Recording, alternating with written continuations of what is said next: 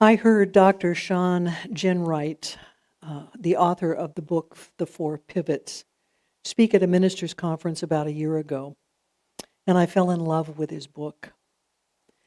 The Four Pivots is certainly a book filled with concepts and ideas that could have all of us looking at and exploring our comfort zones so that we might create a new experience to grow in.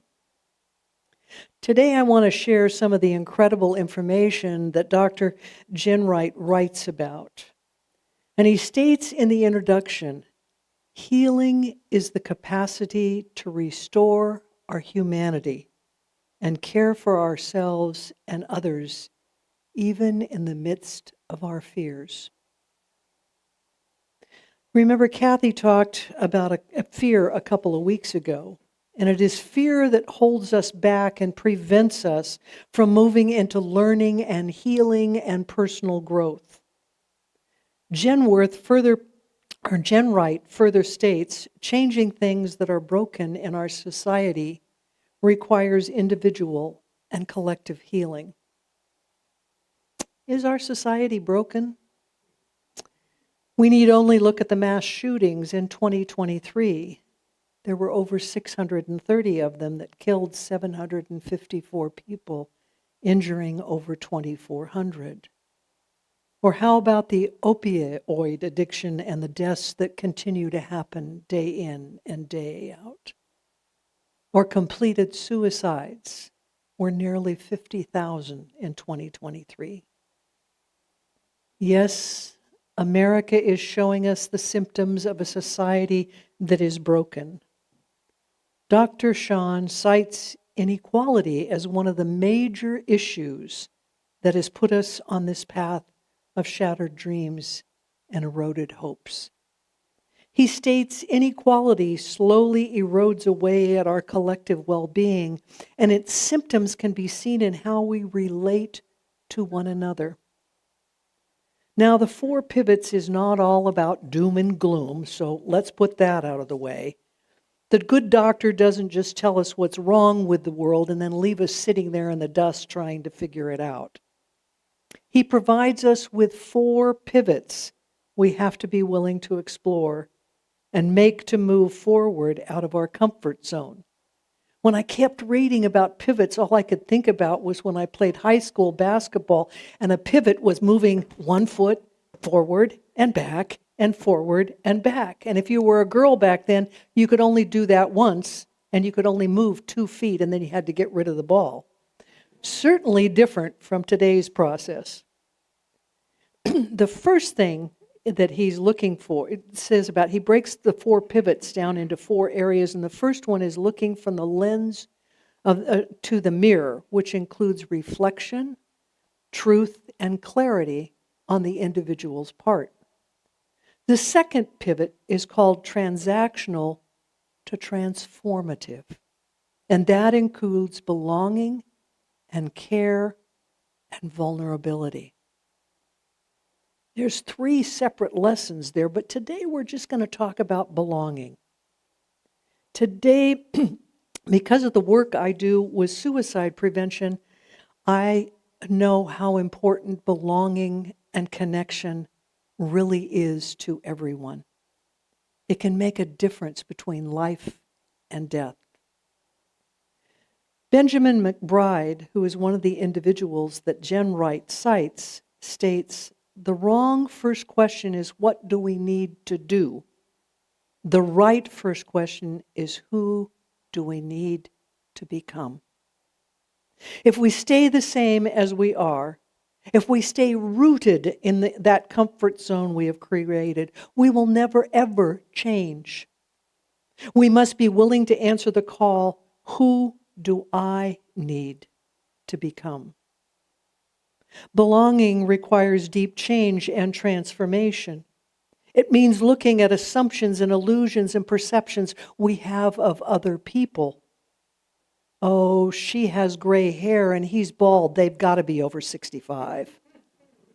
Or how about he's carrying his belongings in a shopping cart. He's got to be a drug addict. or they look like someone from Mexico or Venezuela or Haiti. They can't possibly be a citizen of the United States. As we enter a political year, we will all be making all kinds of assumptions based on the color of the hat someone wears, the words on their t-shirt, or even possibly the church they belong to. So what is belonging? Sean defines it as a mutual exchange of care, compassion, courage that binds people together in the way that says, you matter. It means making meaningful connections. Belonging also provides us with the identity, a sense of meaning, connection, and purpose. Belonging is not an easy process. It is not something we can do overnight. Belonging requires each and every one of us to change. It means we have to transform all of our assumptions that we make about others and who they are and what they stand for. It means showing up in a new way, especially leaving our assumptions behind. We must be willing as individuals to constantly go through self-examination. And by this self-examination, we come to understand what it is that we must learn so we can transform ourselves. In the fall of 2020, during the middle of COVID and the presidential election, Reverend Terry and another friend and I decided to take a 2 weeks vacation. And so we took off for a new adventure in my trailer. And we were bored with staying at home and headed east for some of our national parks. It was absolutely an incredible journey. Terry ended up with a new dog. And we all, at different times, stood in awe of God's creations. There was Bryce and Zion, Grand Canyon, just to name a few of the sites that we visited over the 2 weeks. And in Sedona, we headed off for the mountains or the cliffs thereby that went into the red dirt type zone onto a hiking trail to go through these gorgeous red canyons. And I happened to be wearing one of my funny Jesus t-shirts.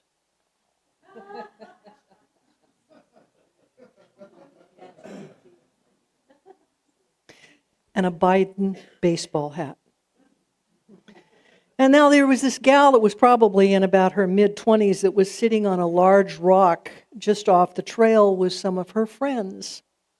And she saw my red t-shirt and she yelled out very loudly with a big smile, "Wow, I really like your shirt." And then she saw my hat. She paused and said, "Your hat and shirt are a contradiction. They don't belong together. You should have another hat on." I said, "No, they go together perfectly," and we walked on. She had made an assumption as well as a judgment based upon my clothing. How often have you done something like that? When we make assumptions, we fail to see each other as humans. We see them only as bits and pieces of who they truly are. We don't invite them into our lives because we fear who they are and what they might be. We can't even get beyond hello. So just why is belonging and connection so important? What difference does it make that we reach out and care about another individual? I believe in the goodness of all people. I believe that everyone at their core truly is centered and one with the divine. What gets in the way of that? Our fears, our anxieties, and our traumas. Then they have the same thing. We have to be willing to look beyond their actions and understand that something in their life has transformed them from the outside to that place of fear and anxiety on the inside. Some of us have experienced trauma because of war or rape or fire or abuse, mental, physical, or emotional. Certainly, those experiences can create fear and anxiety in anyone. And when we feel fear, our natural reaction is to protect ourselves. It is only natural that we close ourselves off from others, and our task is to see beyond the other person's fears, as well as our own. It is our job to know that deep within there is someone longing to be different, and they are not the trauma or the fear that they have. Ben McBride stated in the book, we have to become better versions of ourselves in order to transform the system. You see, we all really want to be seen. We all want that inner feeling that others care about us. In Zulu, sabono means I see you. The response is yebo sabona, which means you see me. It is a sacred meeting. It acknowledges the ancestral meaning of what it means to be seen and to belong. It establishes that one is a witness to someone else's presence. It is a gesture that we see each other and affirm that you and I are connected. It's an invitation to participate in a mutual existence. Wouldn't it be wonderful if we could all accept others for where they were on their journey? Benjamin McBride is an African American man who works extensively with police departments all over the United States.